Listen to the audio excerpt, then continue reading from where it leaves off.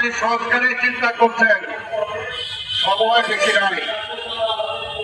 আপনাদের বলে সময় বেশি নাই। এই দেশের মানুষ অপেক্ষা করে, কিন্তু বেশি দিন অপেক্ষা করে না। তাই বলবো, এই সরকারকে আমরা এনেছি, আমরা চাই এই সরকার সফল হোক। তার সফলতা একটাই, একটা গ্রহণযোগ্য নির্বাচনের মধ্য দিয়ে একটি নির্বাচিত সরকারের কাছে ক্ষমতা অর্পণ করা। এটাই আপনার একটা প্রকার, এটাই আপনার সফলতা, এটা